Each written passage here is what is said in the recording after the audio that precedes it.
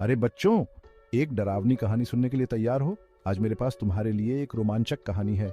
यह एक डरावनी रात की कहानी है जो रहस्यों और आश्चर्यों से भरी है।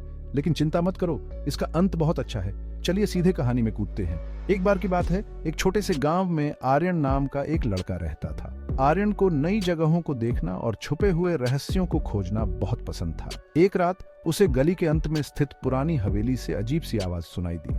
सब कहते थे कि हवेली में भूत रहते हैं, लेकिन आर्यन इतना उत्सुक था कि रुक नहीं पाया। उसने अपनी टॉर्च ली और चुपके से घर से बाहर निकल गया। चांद चमक रहा था और हवा तेज चल रही थी। जैसे ही आर्यन हवेली के करीब गया, उसने दीवारों पर नाचती हुई परछाइयां देखी। क्या वो भूत थे? उसका दिल तेजी से धड़कने लगा, लेकिन वह आगे बढ़ता रहा। अचानक आर्यन को एक तेज चरमराहट सुनाई दी।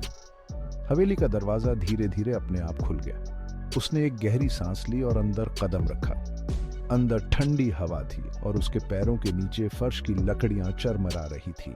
उसने अपनी टॉर्च चारों ओर घुमाई और पुरानी तस्वीरें देखीं, जिनकी आंखें उसे देखती हुई लग रही थीं।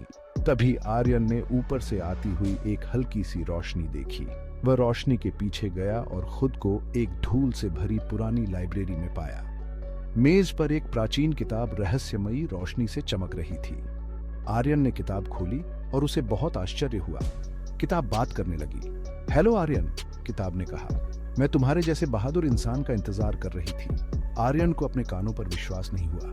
किताब ने समझाया कि वह जादुई है और उसे एक जादू तोड़ने के लिए आर्यन की मदद चाहिए। आर्यन ने ध्यान से सुना, क्योंकि किताब ने उसे रिया नाम की एक अच्छी भूत के बारे में बताया जो हवेली में कैद थी।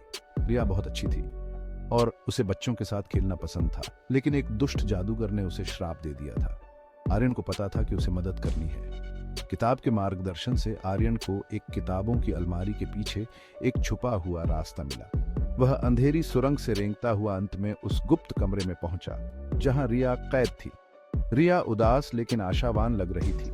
आर्यन ने किताब को जादू की छड़ी की तरह लहराया और किताब ने जो मंत्र सिखाया था उसे पढ़ा।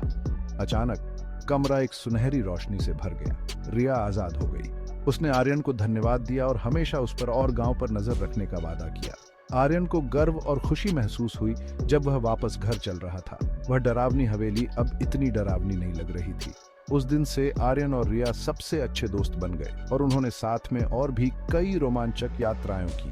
तो बच्चों, याद रखना, कभी कभी डरावनी चीजें बस सुलझने के इंतजार में रहस्य होती हैं, और एक बहादुर दिल से तुम किसी भी डरावनी रात को एक जादुई रोमांच में बदल सकते हो।